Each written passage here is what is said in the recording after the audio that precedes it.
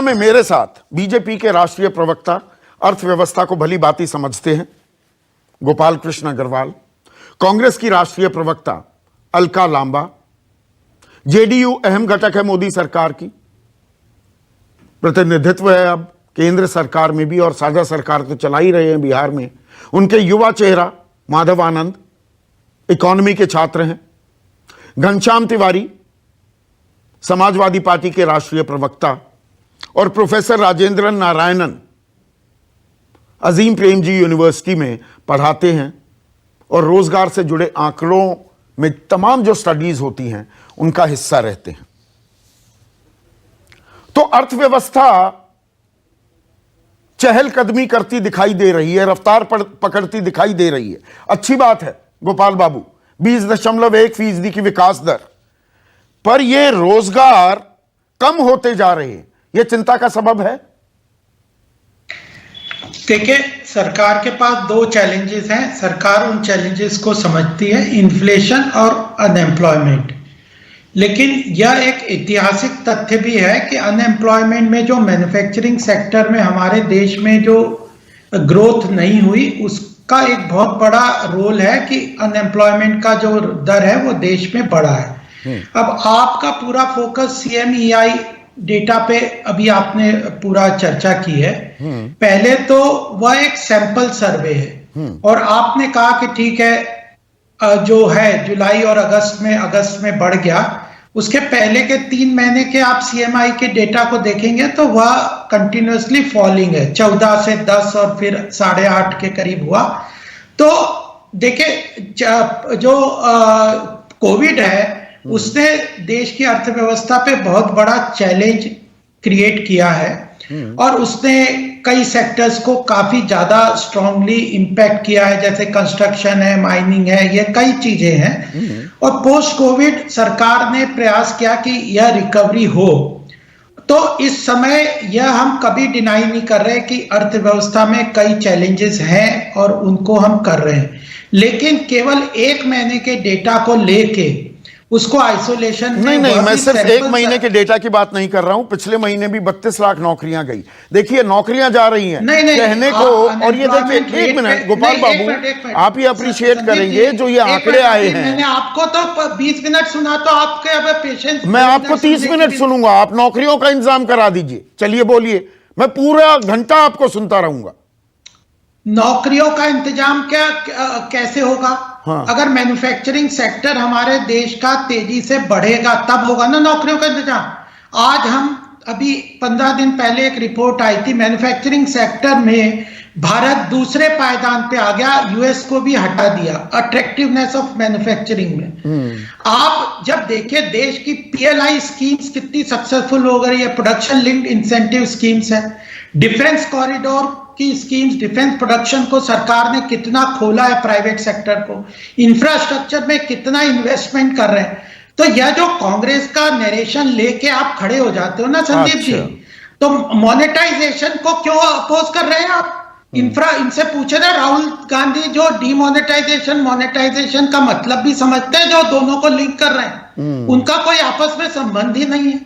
तो इस तरह के नरेशन को, तो मतलब मैन्युफैक्चरिंग सेक्टर अच्छा कर रहा है, पर 9,40,000 लोगों की नौकरी चली गई। 1 मिनट हुआ है संदीप जी, अभी आपने 30 मिनट की बात करी, अभी 3 मिनट भी नहीं सुना। अच्छा, चलिए बोलते रहिए। बात तो सुन लो ना, आप समय बता दो कि मुझे इतना दोगे, मैं उसके बाद चुप हो जाऊंगा। सबसे ज्यादा समय बीजेपी के प्रवक्ताओं को देता हूं, ये आप भी जानते हैं। नहीं, अभी कितना दे रहे हो? अभी देखते जाइए कब मैं आप पर सवालों का सिलसिला खत्म करता हूं, वो देखिएगा, गिनिएगा घड़ी से।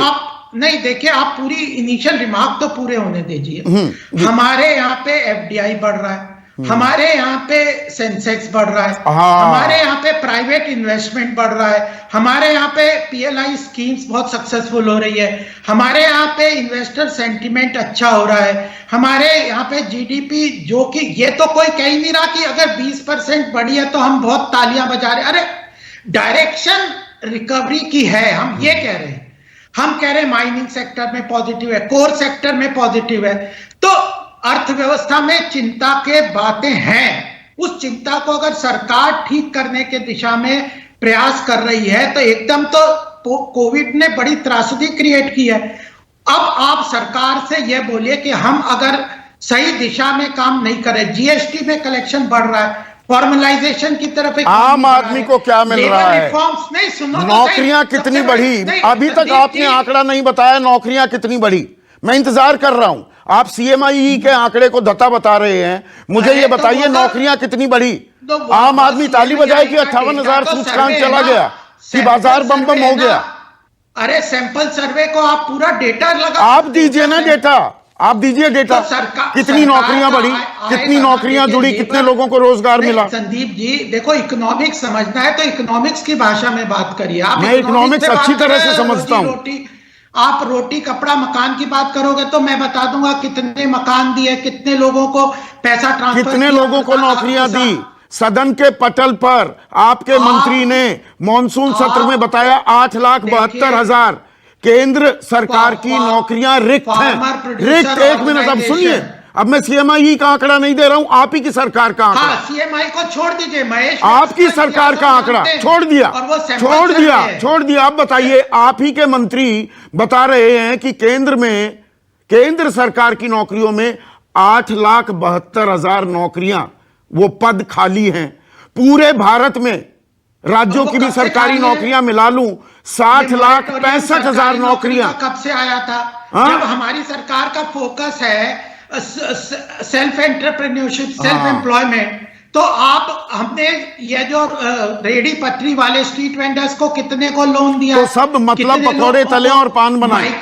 और मैं उनको डिग्निटी ऑफ लेबर को सम्मान करता हूं, सलाम करता हूं। व्यवसाय में आपको शर्म आती है पकोड़े तलने के व्यवसाय में, तो ये आपकी समस्या। अगर कोई बीए एमए पास करके पकोड़े तले तो मुझे शर्म आएगी, तो डिग्निटी ऑफ लेबर को सम्मान करते हुए भी एजुकेशन पॉलिसी में भी मुझे बहुत बुरा लगेगा कि एक ग्रेजुएट वहां पकोड़े तलने के लिए मजबूर हो गया। संदीप जी, अमेरिका का डेटा ले लीजिए।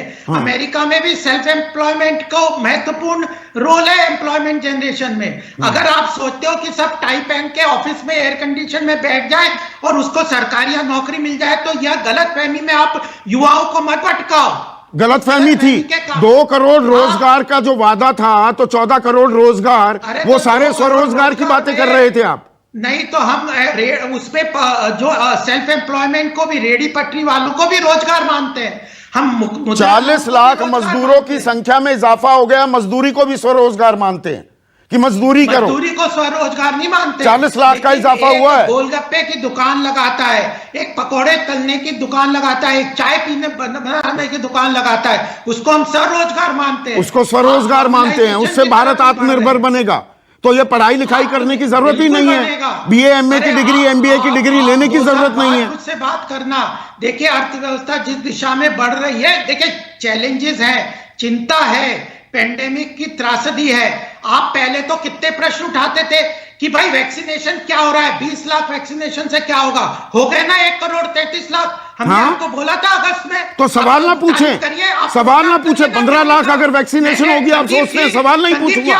बिल्कुल पूछूंगा कि वैक्सीनेशन पे प्रोग्राम करो, मैं बताऊंगा कितने करोड़ हम वैक्सीनेशन लगाएंगे। तो 31 दिसंबर तक जो सुप्रीम कोर्ट को वादा किया है, आप 194 करोड़ डोजेस लगा दोगे ना गोपाल बाबू? आज 3 तारीख में आप वादा कर रहे हैं।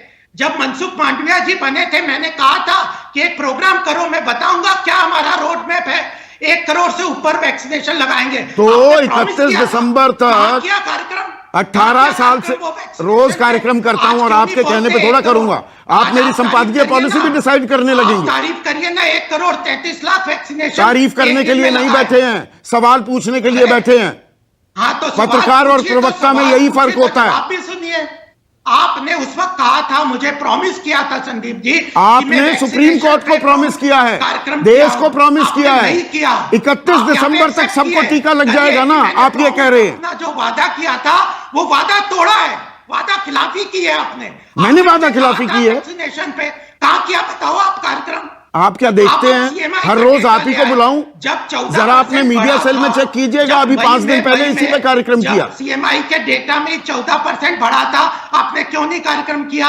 अच्छा, आप 8% से 9.5% तो मैन्युफैक्चरिंग सेक्टर ना ना ना ना, देखिए मेरे साथ अग्रेसिव आपने होकर 200 आप कितना भी चीख सकते पेट्रोलियम पे हैं, मुझे कर कोई दिए। फर्क नहीं आपने पड़ता। 200 प्रोग्राम आम पेट्रोलियम आदमी पे को कर दिए। कितनी नौकरी आपने मिली? एक प्रोग्राम किया कि हमारी अर्थव्यवस्था में कोर सेक्टर में ग्रोथ हुई है।